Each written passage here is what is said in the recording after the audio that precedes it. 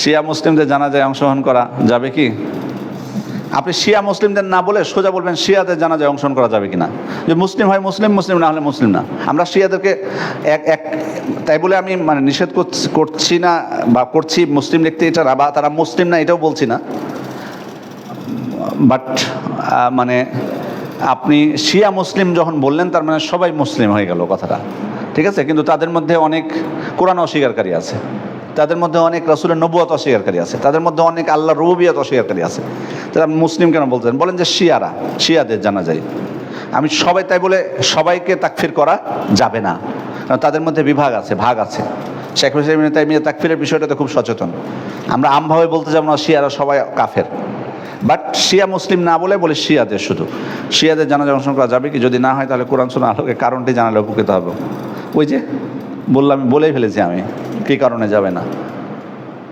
কারণ আপনি বলুন, আমি এমনিতেই বলতেছি, মানে ধরুন আমি মুসলিম ধরে নিলাম, বাট যদি আপনি জানেন যে শিয়াদের মধ্যে এই ব্যক্তি আবু বকর রাদিয়াল্লাহু আনহুকে গালি দেয়, উমর রাদিয়াল্লাহু আনহুকে গালি দেয়, আপনার যেতে মন চাইবে?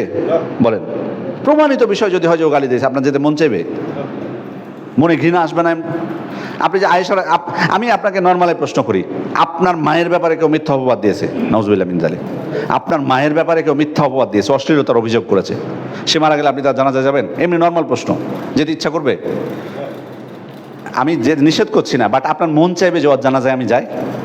তো যে আমাদের মা উম্মুল মুমিনিন আয়েশা রাদিয়াল্লাহু আনহাকে ব্যভিচারের অপবাদ দেয় যারা, তার জানাজায় আপনি যেতে চাইবেন? আরও অনেক বহু প্রশ্ন আছে, নাউজুবিল্লাহ মিন যালিক, আরও অনেক বিষয় আছে, আমি সেখানে যাচ্ছি না। গায়রাত বলে তো কিছু একটা জিনিস আছে আমাদের, মুসলিম হয়েছি বলে তো গায়রাতবিহীন মুসলিম হওয়া যাবে না। সব ক্ষমতার জন্য সব জায়েজ করে ফেলবো, কোনো কিছু ক্ষমতার মোহে আচ্ছন্ন হয়ে যাব, এটা তো আমাদের হওয়া উচিত না। গায়রাত থাকা উচিত আমাদের সবার। মানে আমি এটা বলতেছি সংশোধনের উদ্দেশ্যে, আমাদের একটু সচেতন হওয়া দরকার।